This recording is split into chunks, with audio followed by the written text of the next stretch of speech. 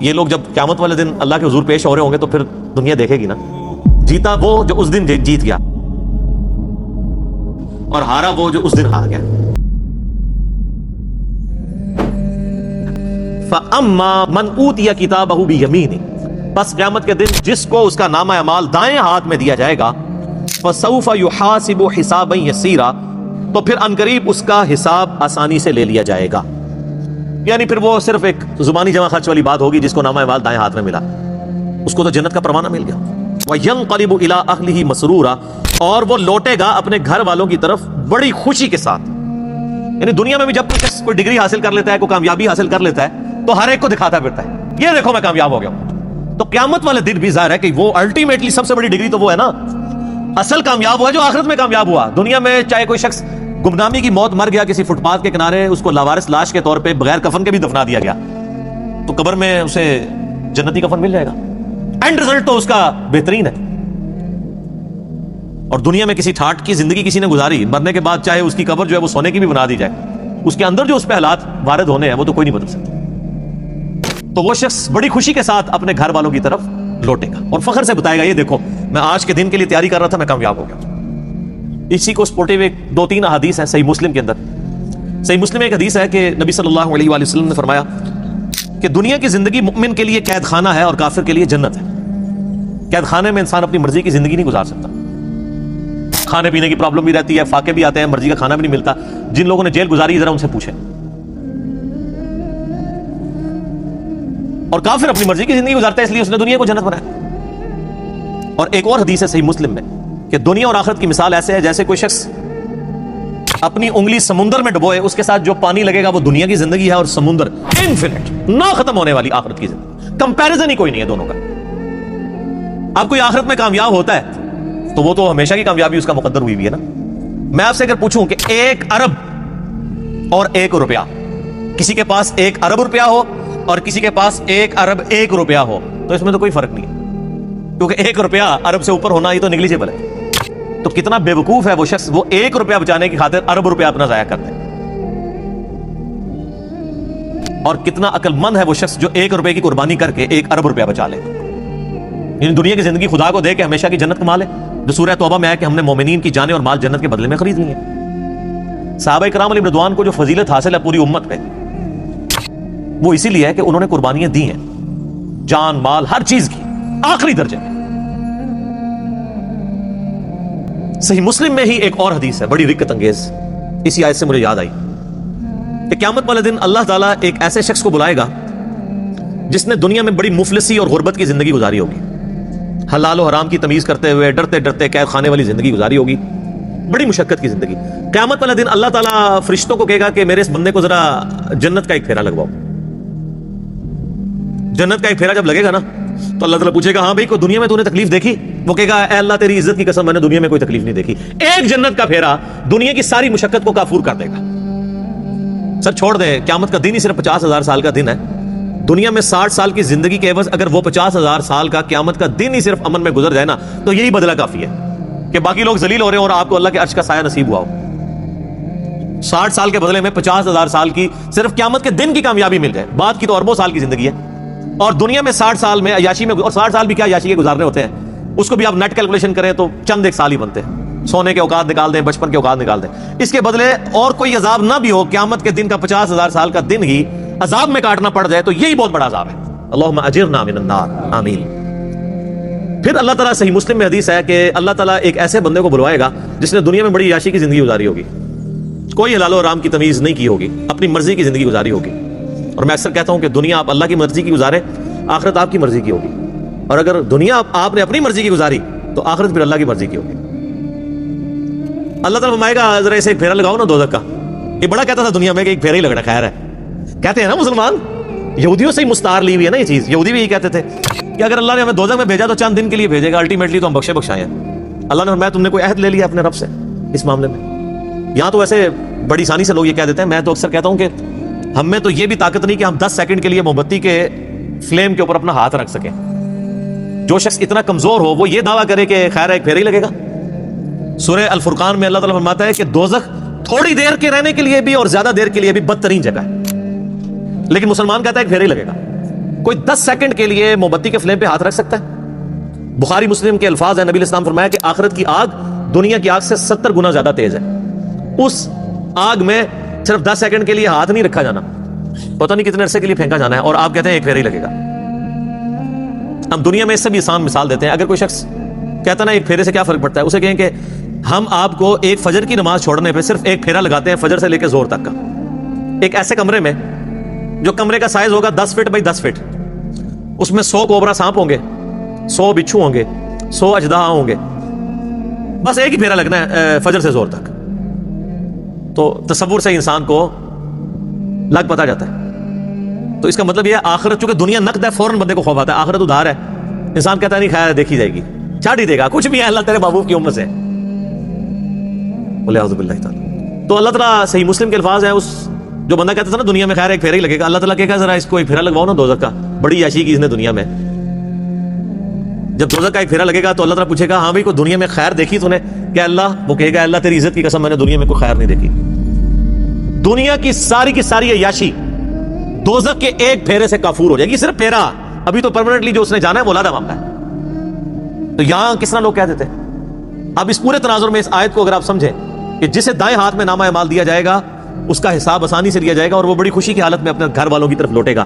وَأَمَّا مَنْ أُوتِيَ كِتَابَهُ وَرَاءَ ظَهْرِهِ، اور جسے اس کا نامہ اعمال اس کی پشت کے پیچھے سے دیا جائے گا، الٹے ہاتھ میں دیا جائے گا، الٹے ہاتھ میں اور پشت کے پیچھے سے. پشت کے پیچھے سے اس لیے دیا جائے گا اس کو کہ جب اس کا نامہ اعمال اس کے الٹے ہاتھ میں پکڑایا جائے گا نا تو اس کو پتہ چل جائے گا میں فیل ہو گیا ہوں، تو وہ اپنا ہاتھ ہی پیچھے کر لے گا. یہ تو دنیا تو نہیں ہے نا کہ آپ دھوکہ دے لیں، بچ جائیں. دنیا میں تو ٹرین پہ بغیر ٹکٹ کے جو لوگ سفر کر رہے ہوتے ہیں اگر ٹی ٹی آ جائے تو ایک کمرے سے دوسرے میں چلے جاتے ہیں، یہی کرتے ہیں نا، یا باتھ روم میں جا کے چھپ جاتے ہیں ٹکٹ نہ خریدنے کے لیے. تو سر یہ تو اللہ سے کون بچ سکتا ہے؟ کوئی نہیں بچ سکتا. تو الٹے ہاتھ میں اسے نامہ اعمال جب اس کے الٹے ہاتھ کی طرف بڑھایا جائے گا نا، وہ کہے گا لو جی مارا گیا، تو اپنا ہاتھ پیچھے کر لے گا تو پیچھے سے اس کو پکڑا دیا جائے گا. وہ تو فرشتے ہیں نا جی. اللہم اجرنا من النار، آمین. اللہ تعالیٰ ہمیں نامہ اعمال دائیں ہاتھ میں نصیب فرمائے اور بغیر حساب و کتاب میں جنت میں داخلہ عطا فرمائے، آمین. فسوف يدعو ثبورا، وہ چلائے گا اور کہے گا ہائے میری موت، ہائے میری موت. پھر وہ موت پکارے گا کہ موت آئے تو جان چھوٹ جائے. وَيَصْلَى سَعِيرًا، اور اسے بھڑکتی ہوئی آگ میں داخل کیا جائے گا.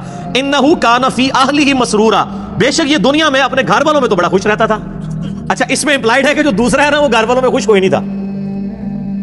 جو جنتی ہے وہ گھر میں نہ خوش ہی تھا.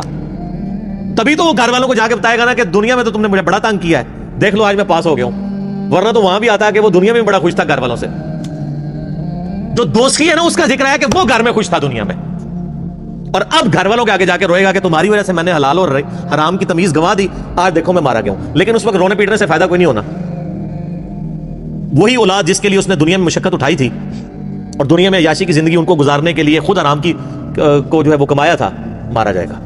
اب دیکھ لیں اللہ تعالیٰ کہ وہ دنیا میں بڑا خوش تھا اپنے اہل و عیال کے اندر. یہ حقیقت بات ہے، جو دین کے راستے پہ چلے نا جی سر، دنیا اس کی پھر آسان نہیں ہوتی، ورنہ انبیاء کرام علیہ السلام کی دنیا آسان ہو جاتی. یہ جو جب دعا بھی کی جاتی ہے نا ربنا آتنا فی الدنیا حسنہ وفی الآخرۃ حسنہ وقنا عذاب النار، اس حسنہ سے قطعاً یہ مراد نہیں ہے کہ آپ دنیا سکون کی آپ کی گزرے گی اس حوالے سے کہ آپ کو دنیاوی نعمتیں مل جائیں گی، نہیں. صرف یہ ہوگا کہ دنیا میں جو تکلیفیں آئیں گی نا وہ برداشت کرنا آسان ہو جائے گی. تکلیف سے کسی کو چھٹکارا نہیں ہے. وَلَنَبْلُوَنَّكُمْ بِشَيْءٍ مِّنَ الْخَوْفِ وَالْجُوعِ وَنَقْصٍ مِّنَ الْأَمْوَالِ وَالْأَنفُسِ وَالثَّمَرَاتِ، ضرور آزمائیں گے تھوڑے سے خوف سے، بھوک سے، جان اور مال میں نقصان کے لیے. ہمیں بظاہر بڑے آسودہ حال نظر آنے والے لوگ بھی اگر آپ ان کی پرسنل لائف میں جائیں تو انہیں دنیا میں بڑی تکلیف ہوتی ہے. ہمیں نظر آ رہا ہوتا ہے کہ یہ بندہ دین کے ساتھ جڑا ہے تو شاید بڑے سکون کی زندگی گزار رہا ہے. ہر بندے کی اپنی ایک سٹوری ہوگی. خیر دین سے جڑے یا نہ جڑے تکلیفیں تو آنی ہیں، لیکن دین کے ساتھ جڑے ہوئے ہوں گے تو تکلیفوں کو سہنا آسان ہو جائے گا، دنیا حسنہ بن جائے گی، صبر نصیب ہو جائے گا. سیدنا ابو ذر غفاری رضی اللہ تعالیٰ عنہ علیہ السلام کی پوری زندگی تکلیف سے معمور ہے. میرا یوٹیوب پہ کلپ بھی ہے، کبھی آپ کو موقع ملے. میں رات کو اپنا وہ کلپ دوبارہ دیکھ رہا تھا، بڑا رکت انگیز کلپ ہے سیدنا ابو ذر غفاری کے اوپر، ان کی لائف کے اوپر. مستدرک الحاکم میں جب ابو ذر غفاری کے اوپر چیپٹر باندھا ہے نا انہوں نے، امام حاکم نے، اور احادیث لے کے آئے تو پہلی حدیث آپ کو پتہ ہے کون سی لے کے آئے ہیں؟ یہی والی جامعہ ترمذی کی. کہ سب سے زیادہ تکلیفیں انبیاء پہ آتی ہیں، اس کے بعد ان پہ جو انبیاء کے بعد اللہ کو محبوب ہوتے ہیں۔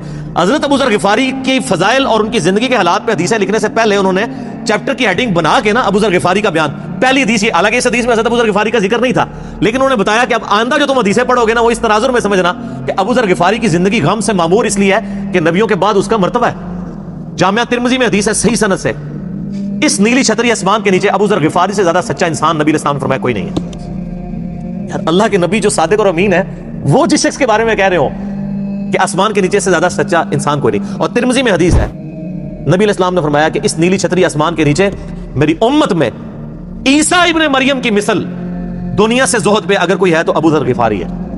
عیسیٰ کی مثل، حضرت عیسیٰ ابن مریم کے بارے میں روایتوں میں ملتا ہے کہ وہ دنیا سے اس قدر زہد اختیار کیے ہوئے تھے کہ وہ برتن بھی پانی پینے کا استعمال نہیں کرتے تھے، وہ کہتے تھے یہ بھی دنیا کا مال ہے، ہاتھ سے پانی پیا کرتے تھے۔ تو نبی علیہ السلام فرمایا میری امت میں یعنی دنیا کو 3 طلاقیں دینے والا اور آخرت کی طرف رجوع رکھنے والا دنیا سے زاہد اگر کوئی شخص عیسیٰ ابن مریم کی مثل ہے تو ابو ذر غفاری ہے۔ تو سر پھر یہ لوگ جب قیامت والے دن اللہ کے حضور پیش ہو رہے ہوں گے تو پھر دنیا دیکھے گی نا، جیتا وہ جو اس دن جیت گیا اور ہارا وہ جو اس دن ہار گیا۔ تو اللہ تعالیٰ ماتا ہے کہ یہ دنیا میں بڑا عیاشی میں تھا۔ انہ ظن ان لن یحور، وہ تو دنیا میں خیال کرتا تھا اسے لوٹ کے گویا اللہ کے پاس آنا ہی نہیں ہے۔ باقی ہمارے مسلمانوں کی اکثریت بھی ایسی زندگی گزاری ہے گویا کہ اللہ کے سامنے پیش ہی نہیں ہونا، بلے شاہ سا مرنا نہ ہی گور پیا کوئی اور۔ کتنے جنازے اٹھاتے ہیں یہ کبھی تصور ہی نہیں آتا۔ حسن بصری فرماتے ہیں رحمہ اللہ تعالی، تابعی ہیں، حضرت سیدنا حسن ابن علی کے شاگرد بھی ہیں، وہ کہتے ہیں کہ میں نے صحابہ کرام کا زمانہ ایسا پایا کہ میت جب اٹھتی تھی نا تو ہر شخص ہی رو رہا ہوتا تھا، نئے آنے والے بندے کے لیے مشکل ہوتا تھا کہ میں تعزیت کس سے کروں، کہ ان میں سے کون ہے بندہ جس کا رشتہ دار مرا ہوا ہے، ہر بندہ ہی رو رہا ہوتا تھا اس لیے کہ وہ اپنی قبر کو یاد کر رہا ہوتا تھا۔ تو نئے بندے کے لیے تعزیت کرنا مشکل ہو جاتی تھی کہ مریا کی دعوی چوں، سارے ہی رو رہے ہوتے تھے۔ ظاہر ہے جی صحابہ کا زمانہ، نبی علیہ السلام سے متصل انہوں نے حضور کی صحبت کی ہوئی تھی۔ صحیح مسلم میں حدیث ہے کہ عبداللہ بن عمر کہتے ہیں کہ نبی علیہ السلام نے میرے کندھے پہ یوں ہاتھ رکھ کے نا جھٹکا دیا اور فرمایا کہ عبداللہ اپنے آپ کو مردوں میں شمار کرنا، زندوں میں نہیں۔ تو وہ تو ہر وقت جان ہتھیلی پہ رکھ کے پھر رہے ہوتے تھے۔ صحیح بخاری میں حدیث ہے، آپ ایک چوراہے سے گزرے، کچھ لوگ ہنس رہے تھے صحابہ میں سے، آپ رک گئے، آپ نے فرمایا کہ جو میں جانتا ہوں اگر تم جانتے تو بہت کم ہنستے زندگی میں، زیادہ روئے کرتے۔ تو جن لوگوں نے یہ ساری چیزیں آبزرو کی ہوئی تھی نا نبی علیہ السلام کی مبارک زندگی سے، ان کی پھر حالت یہی ہوتی تھی۔ انسان کو یہ کبھی گمان ہی نہیں ہوتا کہ اس نے لوٹ کے بھی اللہ کے پاس جانا ہے، بلا کیوں نہیں، ان ربہ کان بہ بصیرا، بے شک تیرا رب تو خوب دیکھ رہا تھا جب وہ اعمال کر رہے تھے۔ دنیا میں بے شک جتنی مرضی یاشی کی ہے وہ کہیں نوٹ ہو رہی تھی، تیرا رب دیکھ رہا تھا، اور وہ رب کا ہی حوصلہ ہے کہ دیکھ رہا ہے اور ڈھیل دیتا رہتا ہے، لیکن جب پھر کھینچے گا نا تو پھر کسی کا لحاظ نہیں ہے۔ بخاری مسلم کی حدیث ہے، اے میری بیٹی فاطمہ میرے مال سے جو کچھ لینا ہے لے لے، اگر اللہ نے تجھے پکڑ لیا قیامت کے دن میں تجھے اللہ سے چھڑا نہیں سکوں گا۔ اے میری پھپھی صفیہ میرے مال سے جو لینا ہے لے لے، اگر اللہ نے تجھے پکڑ لیا تو میں اللہ کے حضور تیرے کچھ کام نہیں آؤں گا۔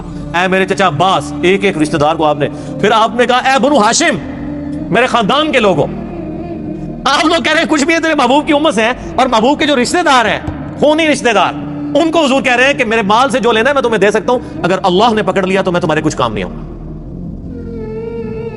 گا۔ پیر فقیر تے ویسے ہی سائڈ تے کر دو، انہوں نے کھنگڑ ہی نہیں کسی نے دینا۔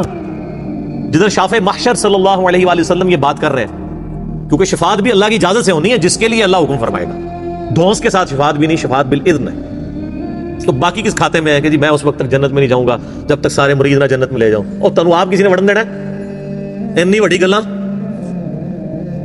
اچھا یہ باتیں سن کے لوگ سبحان اللہ کہہ رہے ہوتے ہیں، حالانکہ کتنا متکبرانہ جملہ ہے، یہ تکبر ہی ہے نا کوئی شخص کہ میں جنت میں کسی کو لے جاؤں گا۔ اگر یہ جملہ میں بول دوں انشاءاللہ، میں کسی کے لیے میں اپنے لیے بول دوں کہ میں انشاءاللہ جنت میں ہی جاؤں گا، انشاءاللہ کے ساتھ بھی بول دوں کہ دیکھو جی انہوں کسی نے گارنٹی دیتی ہے، تو تہاڈے بابے نے کسی گارنٹی دیتی ہے؟ گارنٹی والے تو ان کی قبریں تو مدینے میں ہیں، بغداد شریف والے، اجمیر شریف والے، یا آپ کے جتنے شیخ و شرفاء ہیں ان کے بارے میں تو کوئی آیات اور حدیث نازل نہیں ہوئی ہے۔